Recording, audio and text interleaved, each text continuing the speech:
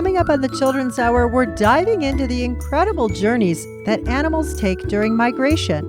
Our guest, Scott Weidensaul, author of World on a Wing, The Global Odyssey of Bird Migration, joins the kids' crew and shares how birds, whales, and butterflies find their way across the globe. Learn how birds use the stars and Earth's magnetic field to navigate, and hear the secret nighttime sounds when birds are flying overhead in their migration, captured in a special piece from BirdNote. It's all mixed with great music to learn the science of migration. Coming up on the Children's Hour, stick with us.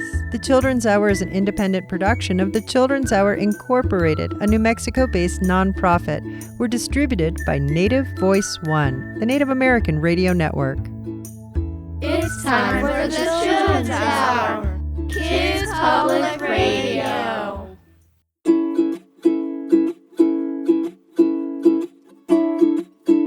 Why do migrating birds never get lost? I don't know why. Because they always wing it. It's time for the Children's Hour, Kids Public Radio. This is Teresa Anderson from Hummingbird Go.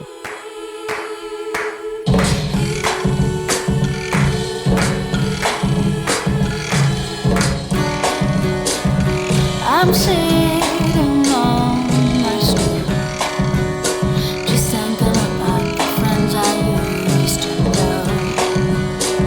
Summers we spent outside, slapping time on our thighs, smiling at the boys walk by.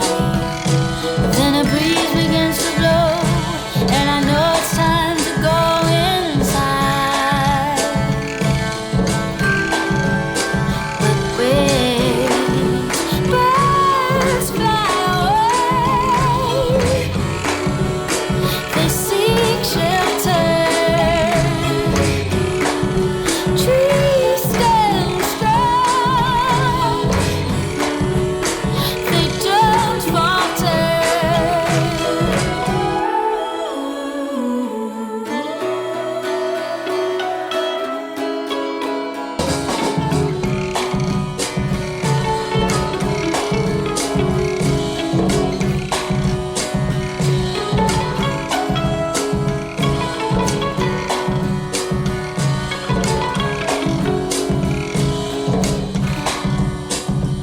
I'm walking down the street. The people I pass, we nod our heads and go. Shuffle our feet away, never more than hello. One more we let slip by. But like a photograph I took, one of many in a book I lost to time. Don't fade away. Turn round. Stay for the day in my town.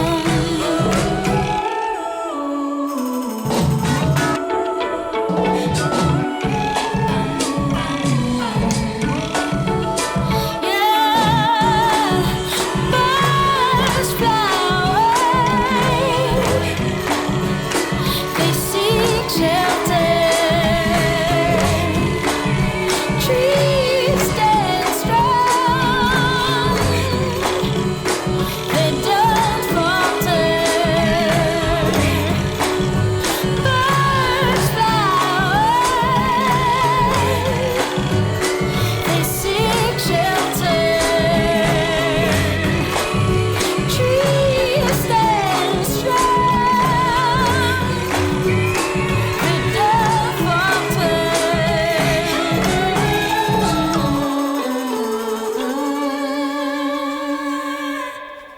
That's Teresa Anderson from Hummingbird Go right here on the Children's Hour. I'm Katie Stone here with a whole lot of great people at the Outpost Performance Space in Albuquerque, New Mexico, and online. Hello, everyone. Hello. And who do we have with us today? Hi, it's Nina. Hello, it's Amadeus. Hello, it's Asa. Hi, it's Daniel. Hi, it's Amaya. Hi, it's Kybia. Hi, it's Ram. Hi, it's Max. Hi, it's Kayan. Hello, it's Lucas D. Hi, it's Corbett. Hello, it's Marcel.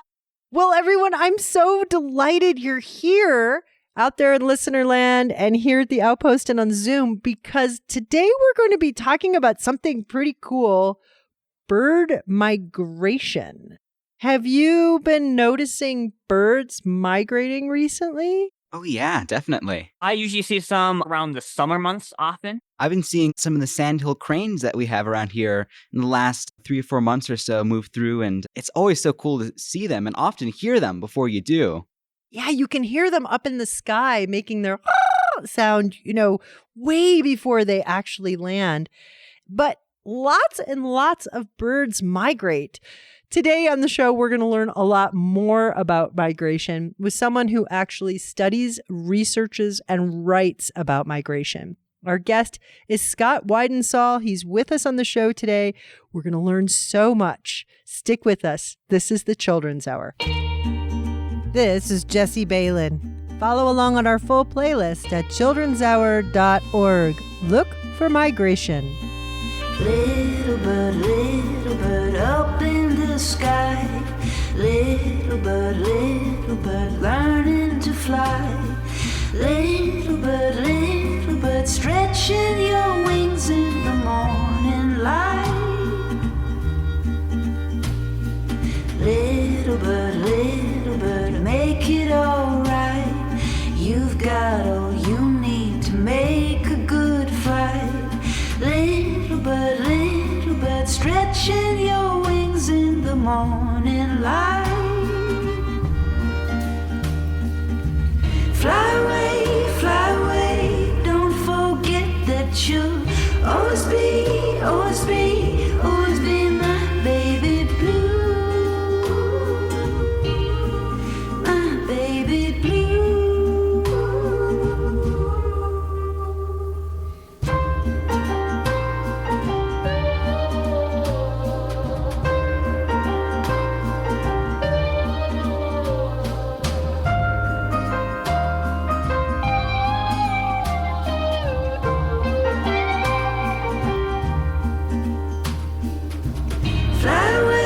Fly away, don't forget that you'll always be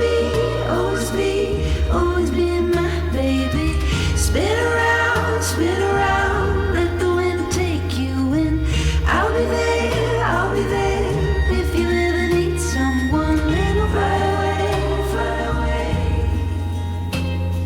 Little boy, always be my baby blue. My baby blue. My baby blue. My baby. You're listening to the Children's Hour. I'm Katie Stone, and our guest today on the show is an expert in migration. He's a writer, a naturalist, and a researcher, and his name is Scott Weidensaul. Welcome to the Children's Hour, Scott. Well, thank you, Katie. It's a delight to be here. What is the process of migration? When we talk about migration with animals, we're talking about what scientists call return migration, which is where a bird or a bat or an insect starts in one place, goes somewhere else, usually because of the change in the seasons, and then comes back to its starting point. Why do birds migrate? The birds that migrate most are birds that depend on resources or habitats that are only available in certain times of the year. So a lot of the birds that migrate out of North America are birds that feed on insects, because there's not a lot of insects in the forests of the north in the wintertime, or birds that feed on fruit, hummingbirds that feed on nectar. There's not a lot of nectar in the northern hemisphere in the wintertime, or birds like ducks and geese and swans that need open water so that they're safe from predators. All the lakes around here are frozen, so most of the waterfowl have flown south for the winter. Now, they may not have gone all that far. They may only have flown as far south as they needed to find open water. But most birds that are migratory depend on resources that are only available at certain times of the year. Now, you can say, why travel all the way to Central or South America? If you want insects, there's insects in Louisiana in the wintertime. a lot of our migratory birds probably evolved in the tropics. We think of them as our birds that go south for this little winter vacation. They actually spend most of their life either in migration or down on the wintering grounds. They're away from us for about 7 months of the year, and they're only up here in the north for about 5 months of the year. The thing about living in the tropics, living in a rainforest, it's a really hard place to raise babies. The resident tropical birds that live year-round in Central and South America, they lose more babies and nests and eggs than they're able to successfully raise. Now, they live a longer life, so over the course of their life, they produce enough babies to keep population going. Whereas migratory birds making this long trip north, think about the advantages of coming up into the northern hemisphere. The days are longer. If you're one of those birds that migrates up into the Arctic, the sun never sets during the summertime. So you've got 24-hour-a-day light. If you eat insects, oh boy, are there a lot of insects up in the Arctic. More mosquitoes than you can imagine. And there's not a lot of competition. It's just you and your buddies that made this long, arduous migration. Do any animals that aren't birds migrate? Oh, lots of animals that aren't birds migrate. Fish, whales, insects, bats. The list just goes on and on. I mean, think about whales off the western coast of North America, humpback whales that go all the way up into the Bering Sea to spend the summer, and then they're down in Florida, gray whales that go down the Pacific coast and migrate down to the coast of Mexico to give birth. You have sharks that travel thousands of miles across the ocean. Here in the east where I live, most of our monarch butterflies spend the winter in the mountains of Mexico. So lots and lots of animals that aren't birds migrate. You're listening to the Children's Hour. Today we're learning about migration.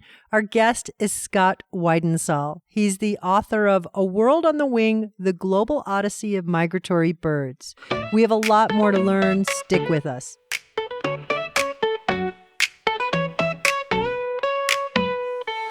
Whales swim so far, so free, across the deep blue sea. Monarchs chase the summer sun till their journey's done.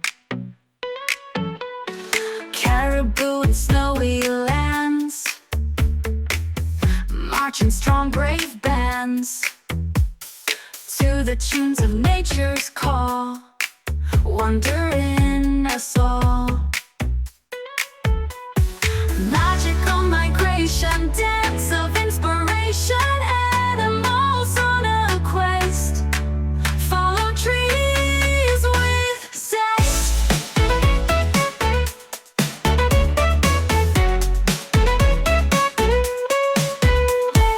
Butterflies in golden light flap away in flight. Whales sing to the waves, nature shows the way. Let's hop and let's skip on this nature trip. Feel the earth's embrace, smiling face to face. Magical migration, dance of inspiration, animals on a quest, follow trees with zest.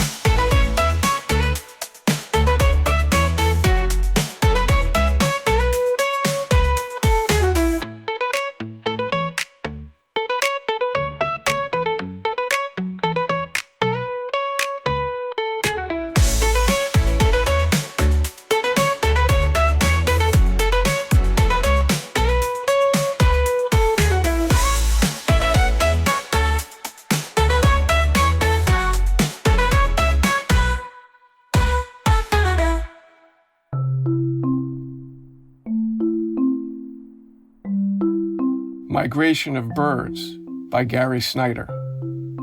It started just now with a hummingbird hovering over the porch 2 yards away, then gone. It stopped me studying. I saw the redwood post leaning in clod ground, tangled in a bush of yellow flowers higher than my head, through which we push every time we come inside. The shadow network of the sunshine through its vines. White-crowned sparrows make tremendous singings in the trees. The rooster down the valley crows and crows. Jack Kerouac outside, behind my back, reads the Diamond Sutra in the sun. Yesterday I read Migration of Birds. The golden plover and the Arctic tern. Today that big abstraction's at our door, for juncos and the robins all have left. Broody scrabblers pick up bits of sting. And in this hazy day of April, summer heat. Across the hill, the seabirds chase spring north along the coast, nesting in Alaska in 6 weeks.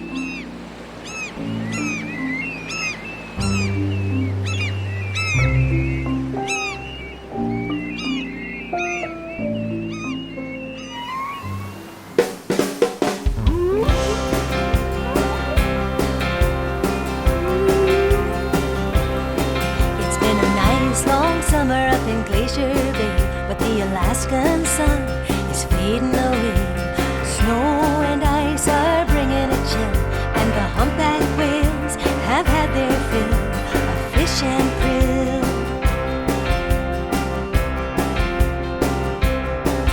They've been eating all summer and their bellies are full. Now the whales are feeling that natural pull to head down south to sing their song. Winter in Hawaii is where they belong. The whales know when it's time to go.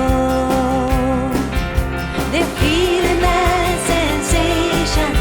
It's time to change location and make the big make the big make the big migration. Head down south.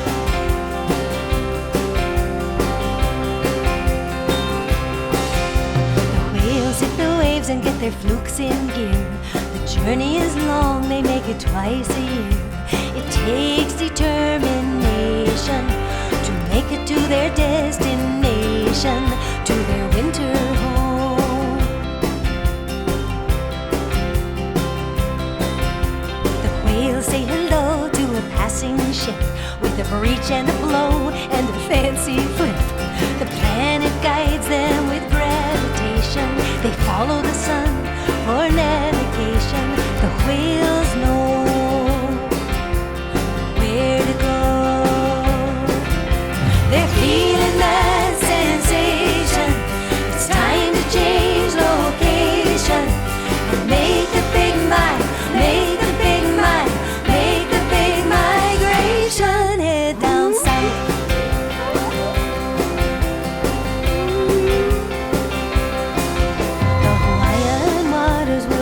Until spring, they'll have a whale party and sing, sing, sing. Their song might help them meet someone sweet. They live off their blubber, so they don't need to eat. Just sing and play. Whale babies are born under Hawaiian sun. They're never small, they start out weighing a ton. The calves are hungry and their mamas are too. So what's a hungry humpback whale gonna do? The whales know when it's time to go. They're feeling that sensation. It's time to change location and make the big make the big make the big migration. Head back north.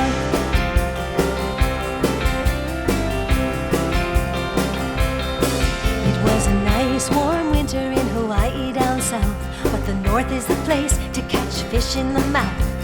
Whales come together and blow a bubble net and scoop a ton of fish without breaking a sweat. The whales know how to blow. It's another summer up in Glacier Bay. They'll stay until the sun starts fading away, when snow and ice start bringing a chill, and they've had their fill of fish and krill. The whales will know when it's time to go. The whales know when it's time to go. The whales know. The whales know. The whales know. The whales know. The whales know.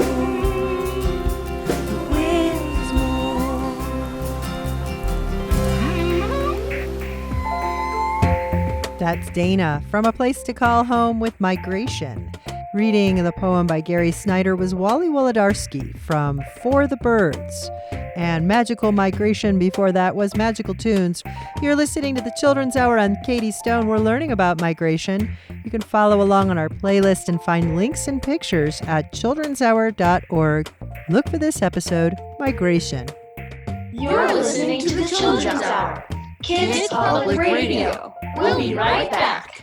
New Mexico Department of Cultural Affairs supports the Children's Hour. The Arts Alive program on Museum Hill in Santa Fe is free for all ages in June and July. Plan your summer visit at museumhill.net. The Children's Hour is produced by the Children's Hour Incorporated, a New Mexico-based educational nonprofit that is supported by listeners just like you. You can learn how you can help make kids public radio at childrenshour.org.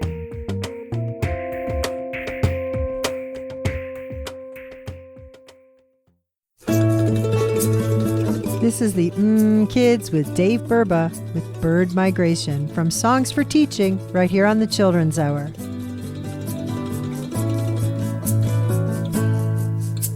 Some birds need to take a long vacation. They flock to someplace warm when it gets cold. Another home to find some yummy bird food. This is called migration, now you know. Think about the big gray goose in Canada. He stays up there as long as it is nice. Before the winter he flies down to Mexico, so his wings won't get as cold as ice. Some birds need to take a long vacation.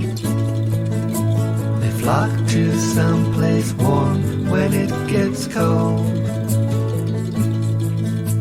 Another home to find some yummy bird food. This is called migration, now you know. The hummingbird spends their summer in mountains high, but in the fall the flowers they all fade. So they find their way down to the valley below, where warm winds make their nectar once again.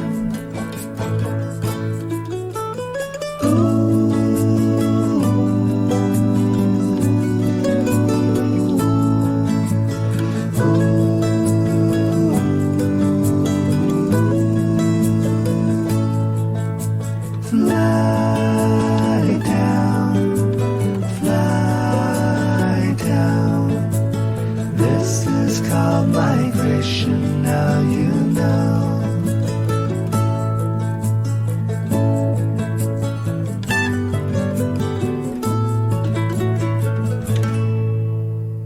You're listening to the Children's Hour, and today we're learning about migration with our guest, Scott Weidensaul. He's the author of A World on the Wing, The Global Odyssey of Migratory Birds. How do you even monitor migration? You know, electronics have gotten smaller and smaller and lighter and more powerful. And there's whole new generations of tiny, tiny little transmitters. I mean, some of them small enough not just to put on the smallest birds like hummingbirds, but actually to put on migratory insects like butterflies and bumblebees. They're called nanopins. They weigh like 1/400th of an ounce. Insanely small. There's something called the MODUS Wildlife Tracking System, MOTUS, which uses automated receivers all across the world to track these tags. And you can go to the MODUS website, motus.org, and all the tracking data for like 54,000 birds, bats, and insects that have been tracked with MODUS is on there, and you can look it up and map it and see where these animals are going. That is so cool. We've put a link at childrenshour.org. Look for this episode, Migration. What is the furthest migrating bird? Well, the longest nonstop migration that we know of by a land bird is bar-tailed godwit, that 8,100 miles across the Pacific Ocean. Arctic terns, these beautiful white seabirds that nest on the coast of Maine, they'll travel 61,000 miles in the course of a single migration. They're not doing that at one shot.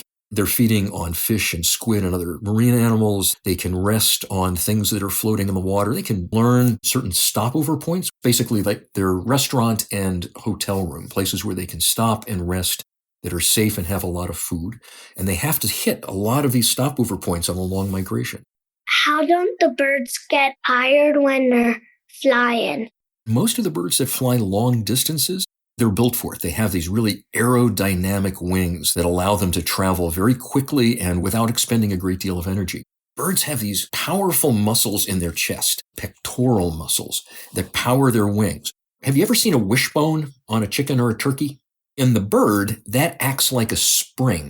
It's called the furcula. And when the bird pushes its wings down, it presses that bone together. And it's like putting pressure on a spring. When it releases, it helps pull the wings up. So it's actually got this kind of internal spring system. That furcula helps store energy and release energy with every wing beat. Also, birds have hollow bones, so their bodies are really light. Birds don't weigh nearly as much as you think they probably do just to look at them, because they're mostly feathers. So it doesn't take as much energy to keep them aloft. They're also super efficient at burning energy. A lot of birds eat almost their weight in food every day, and they need to do that just to stay alive because they're burning so much energy. Migratory birds really only put on fat during the migratory season. If you find a migratory bird in the summertime, it's not going to have any fat at all. They put on sometimes huge amounts of fat.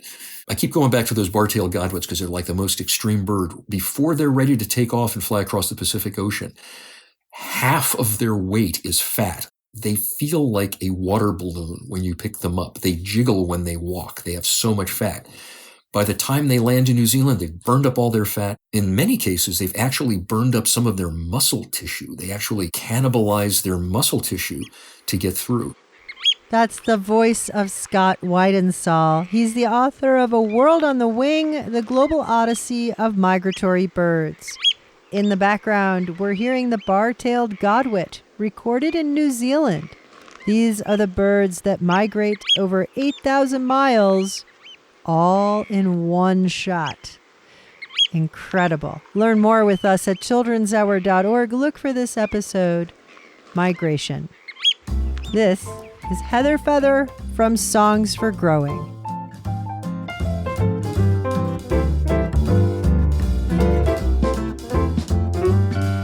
The birds and geese know winter's coming soon. Yes, the birds and geese know winter's coming soon. Oh, there are less bugs to eat and less worms for a treat. And so the birds fly south for the winter. The birds say, fly away, we've got to fly away. It's getting cold, we can't find food, we cannot stay. We've got to fly away, fly south and fly away. You'll see us back again some warm spring day.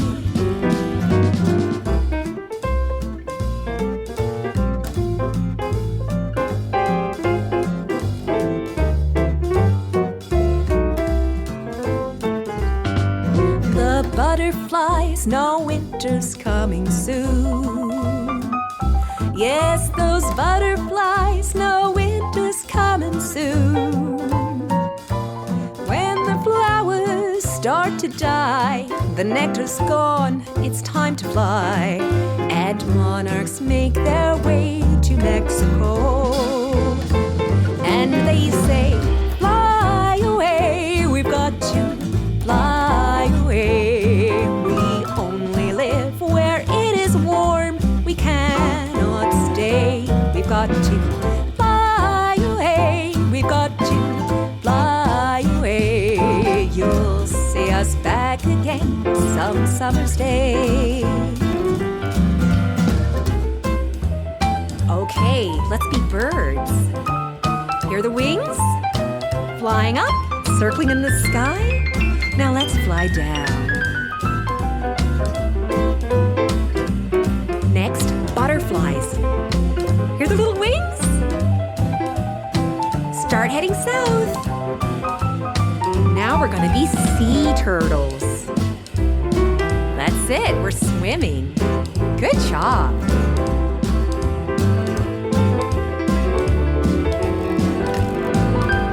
Okay, change currents. Got it? Okay, let's continue heading south. Did you know that turtles have amazing GPS? They have their babies in coastal areas, and then they take currents far away, and they come back and have babies the same place year after year. The turtles know the season's changing soon. Yes, the turtles know the season's changing soon. On the currents in the sea, they move around so happily, and they have their babies back where they were born. Sea turtles swim away, sea turtles swim away. The turtles swim around the world, they swim all day. Sea turtles swim away, sea turtles swim away.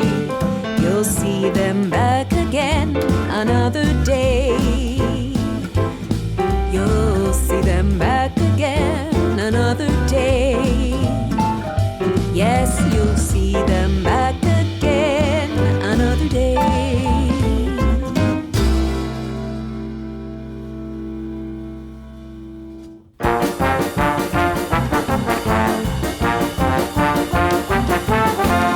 Birds of America don't care-o how they look in pictures, well maybe sparrows. The coot is vain, so's the black-capped titmouse.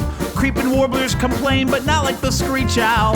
If they'd been alive to see themselves drawn, what would they have to say about John James Audubon?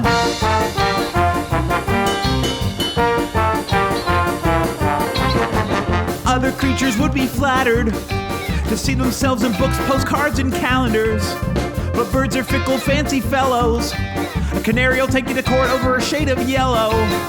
If they'd been allowed to critique his work, would his name still be synonymous with birds?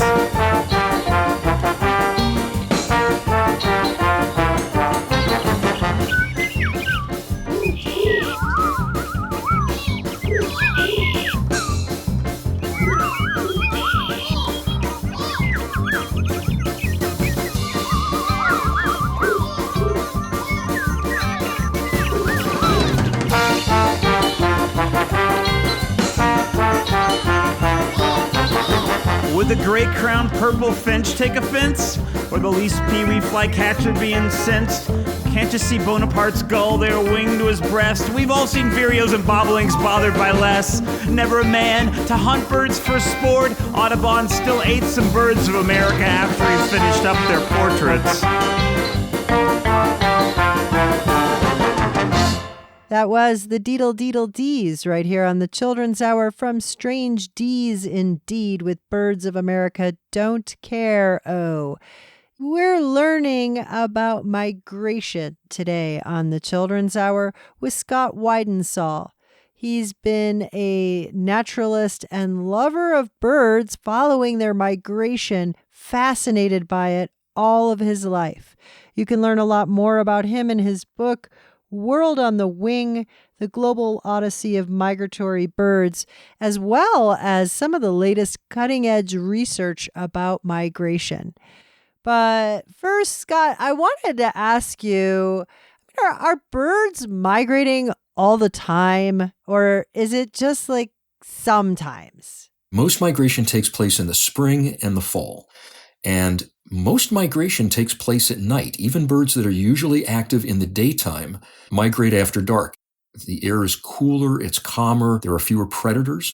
So they'll take off just after dark and they'll fly high overhead. They make what are called nocturnal flight calls. Nocturnal means after dark. They don't sound like the songs that they sing during the breeding season. They're not beautiful, long melodies. They're these little short, almost like anti-collision warnings, because sometimes there are so many millions of birds flying in the night sky that there's a chance they could actually fly into each other if they didn't hear each other up there. A lot of nights, it's hundreds of millions of birds flying over New Mexico and the whole rest of the lower 48. I love that. Coming up on the Children's Hour in a little bit, you're going to hear from Bird Note, and you will hear some of those incredible songs that have been recorded while birds are migrating at night. Let's go over to Amaya. How do they know where they're going, and how do they end up there every single time?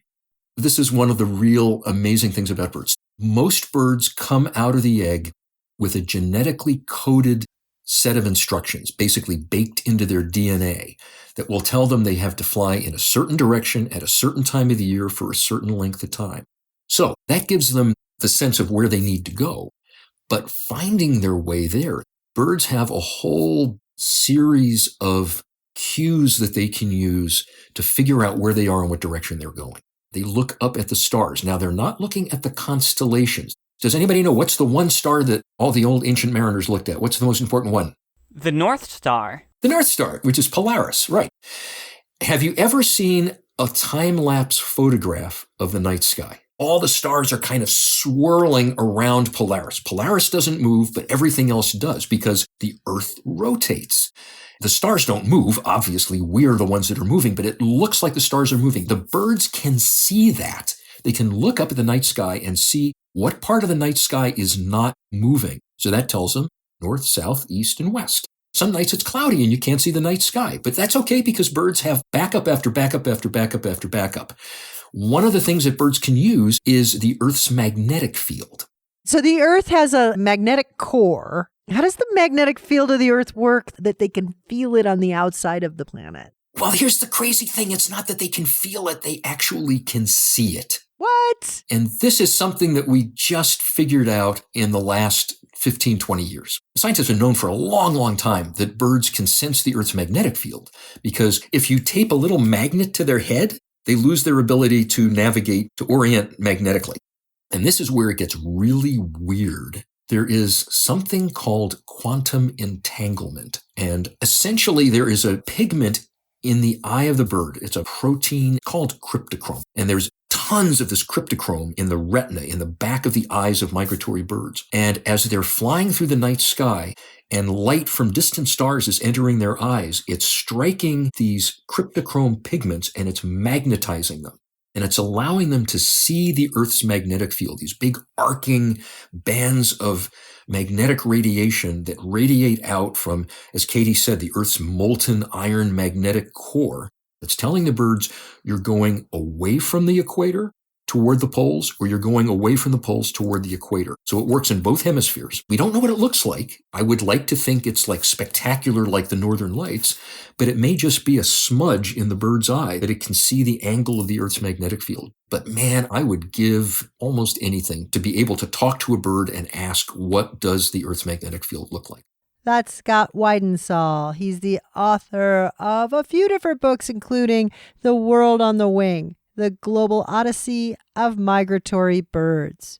We've posted links and other information at childrenshour.org. Look for this episode, Migration. Coming up, we're going to hear from Bird Note with some beautiful sounds of migrating birds at night. And we've got more with our guest, Scott Weidensaul. Stick with us. This is the Children's Hour.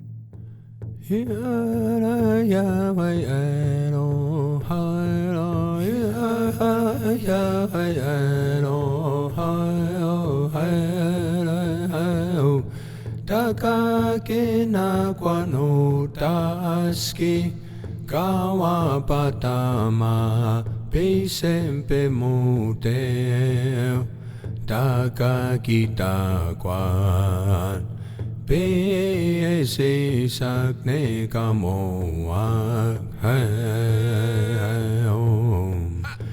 Taka kena kwan utaski Kawa patama Pisempe muteo Takakita kwan Pese sakne kamoak heo.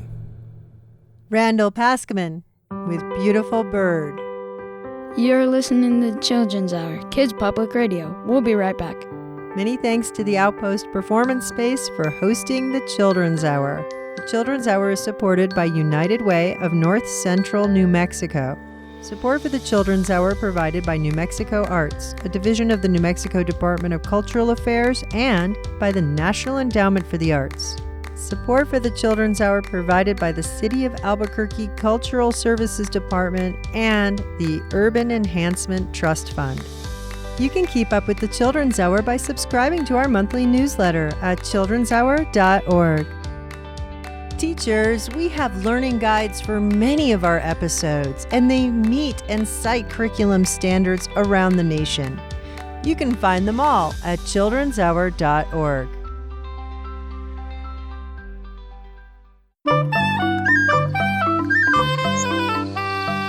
This is BirdNote.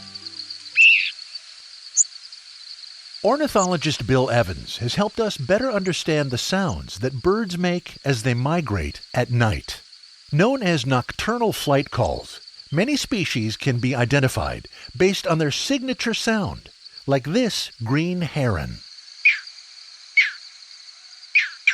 Using special handmade microphones left outside overnight, Evans, his colleagues, and many volunteers recorded countless nocturnal flight calls to catalog and identify the sounds. But we're still working to understand these calls. Some are very similar to each other. Others have never been identified. Some of the many modern-day mysteries that biologists face. But for now, take a moment to revel in the beauty of the calls that birds make at night while flying hundreds or even thousands of feet in the air. This clip is from a 6-hour recording of squeaks, whistles, and peeps from thousands of birds passing over a hayfield in central New York State. You'll hear a few crickets, too.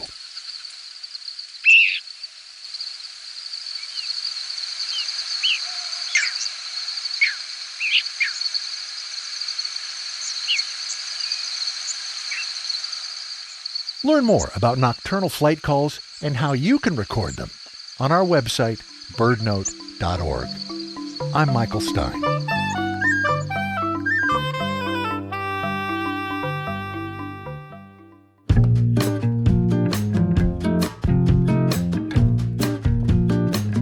Before it gets cold and it starts to snow, I'm gonna go, yeah, I'm gonna go down to Mexico. Well, I'm gonna fly, fly, fly, fly, fly, fly. I'm gonna fly, fly, fly down to Mexico. I used to be a caterpillar, just an itty-bitty caterpillar, just a chewing on a milkweed stem. You know I couldn't fly back then, but I began a metamorphosis. First I wrapped myself inside my chrysalis. I grew and I changed inside. I turned into a monarch butterfly. So before it gets cold and it starts to snow, snow, snow, snow, I'm gonna go, yeah, I'm gonna go down to Mexico. Well, I'm gonna fly, fly, fly, fly, fly, fly. I'm gonna fly, fly, fly down to Mexico. I turned into a butterfly late this summertime. I spent these nice warm days way up in the North United States, just sticking out my long, long tongue, tasting flowers in the sun. But winter is on the way. It's gonna get too cold to play. Now gets cold and it starts to snow, snow, snow, snow. I'm gonna go, yeah, I'm gonna go down to Mexico.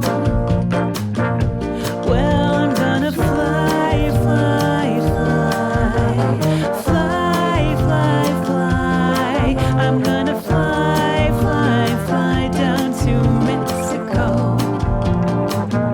So when you see this butterfly, you see this butterfly flutter by, blow a little kiss and wave. Wish me luck along the way, because I've got so far to go, all the way to the mountains of Mexico. Winters aren't so cold down there. I'll be back when spring is in the air. So before it gets cold and it starts to snow, snow, snow, snow, I'm gonna go, yeah, I'm gonna go down to Mexico.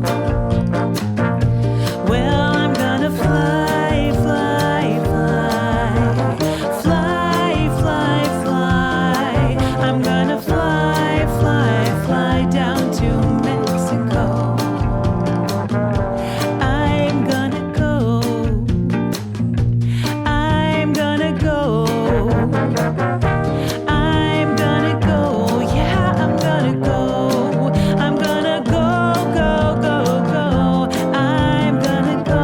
Yeah, I'm gonna go down to Mexico.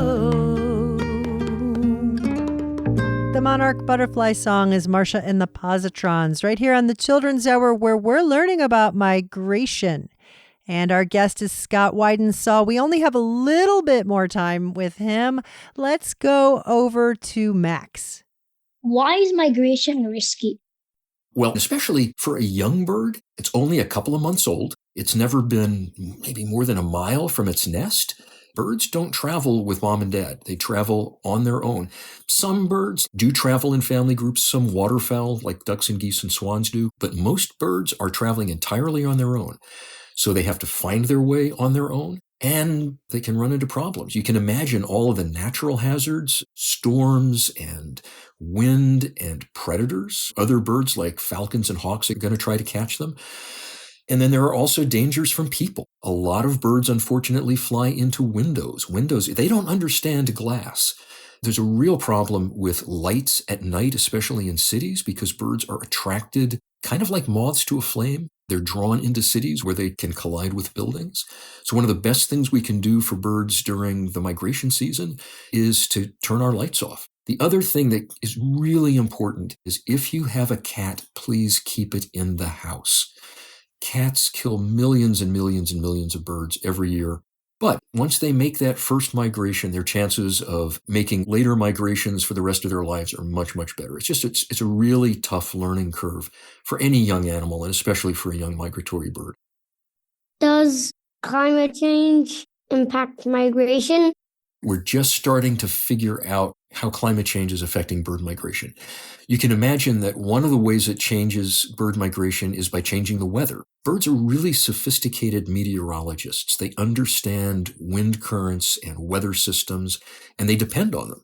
And they need predictable winds and weather patterns so they know where and when and how to migrate. And climate change is changing that. It's making storms more ferocious. Now, depending on what time of the year it is, those stronger, more powerful storms may actually help birds. There's this beautiful bird, it's a shorebird called a whimbrel. Whimbrels actually will fly into hurricanes and tropical storms. Because if you can get through the first half of it, when you come out the other side, you've got one heck of a tailwind, and it kind of slingshots them out into the Atlantic Ocean. And the first time that scientists saw them doing this, they were like, not there, don't go into the storm. But these birds have been doing this for tens of thousands of years. Birds have been migrating for hundreds of thousands of years. They know what they're doing. And if things are really bad, like when Hurricane Katrina came ashore in 2010, there's a lot of birds that migrate across the Gulf of Mexico. And they were like, we're not doing that. We're just going to sit right here. We're going to wait for the storm to go through. And then after the storm passed, they flew out across the Gulf. We could see them on radar. A lot of these birds migrate to very similar places each time, sometimes even the same tree or nest. What happens if, due to natural causes like a fire, or man-made causes like someone building a house, what do the birds do when these places they used to go to are just completely gone? So you're right, they often come back to the same place to breed every year. They come back to the same place to winter every year because it would be a risk to go somewhere else. There's a bird called the great knot. It's a large sandpiper, and a quarter of the world's great knots used to stop off at a place on the coast of South Korea, and then South Korea destroyed this huge tidal wetland, and those great knots disappeared. It is important for us to understand that every time we change habitat, we make things harder for birds. The good news is, in our backyards, we can create habitat for migratory birds. It's not hard to do. In fact, the best thing you can do, if you are interested in gardening, is plant native shrubs, native wildflowers, native trees, especially native shrubs that produce fruit in late summer and fall when the birds need it to fuel up for their migration. You can create islands of habitat in your backyard that can make life better for these birds rather than worse. What roles do migratory birds play in the ecosystems they traverse? In terms of what they eat, huge impact. You're talking about hundreds of millions to billions of migratory birds eating trillions of insects. And the fruit that the shrubs and trees are providing, they're not just doing that to be nice. Basically, it's a bribe to get the bird to eat their fruit and then poop out the seeds somewhere else with a little bit of fertilizer that comes along with it. And that's why a lot of fruits and berries are brightly colored. They're often red or bright blue to attract the eyes of birds. It's almost a symbiotic relationship where the plants are providing food for the birds and the birds are providing a service for the plants by spreading their seeds around. Also, a lot of migratory birds, especially when they go down to the tropics, they switch from feeding on insects and fruit, and they'll start feeding on things like nectar. And they're going from flower to flower, just like hummingbirds do, and pollinating the flowers as they do that. These birds are traveling huge distances, and yet they fit right into that ecosystem because that's their home as well. There's no one place that these birds live. They're inhabitants of the whole. You can learn a lot more about migration and our guest by going to childrenshour.org. Look for this episode, Migration. Scott Weidensaul, thank you so much for being with us on the Children's Hour. We learned a lot from you. I can't tell you how much fun I had. If you want to learn more about Scott Weidensaul and ways that you can join him on research journeys, you can go to childrenshour.org. We've put a link where you can learn a lot more. This is Birdsong and the Eco Wonders. Migration, migration, my, how far those gray whales go. Migration, migration, my, how far those gray whales go.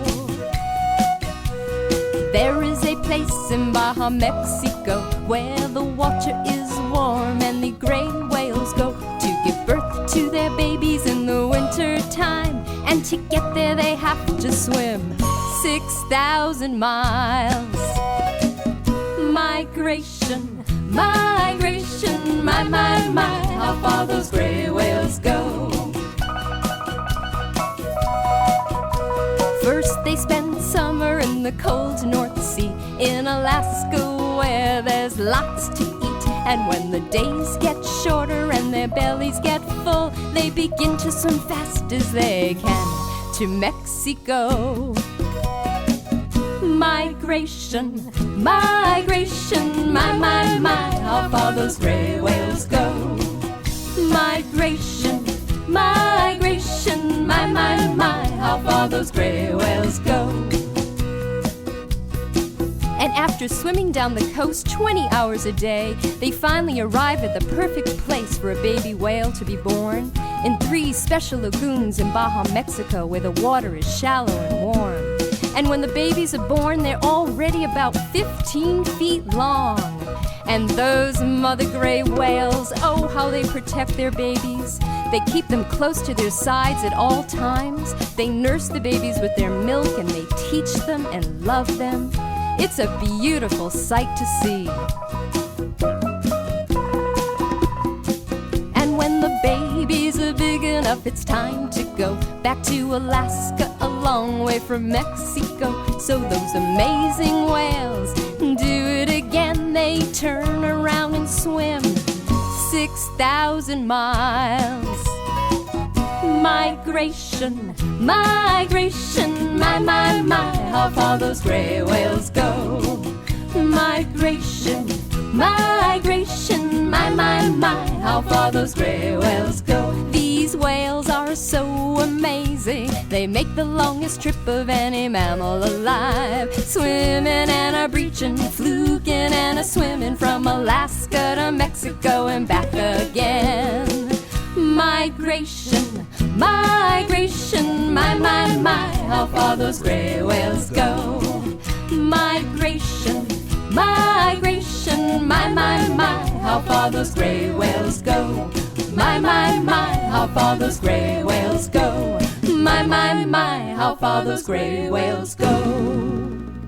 That's all the time we have left on the Children's Hour. Find links, pictures, and so much more info, including our playlist, at childrenshour.org. Look for this episode, Migration. We're going to go out with Yaniza. We'll catch you next time for another edition of the Children's Hour. I woke up having a good day. Sun was shining, I got good news in my mailbox. But sometimes I get kinda restless. Think of all the places where I've never been. Took a stroll down the street, the clouds spoke to me, and this is what they said. You're a free bird, your life is your life, and if you wanna fly away, then go ahead and fly. You're a free bird, your mind is your mind, and if you wanna fly away, then go and don't be shy, 'cause you're a free bird.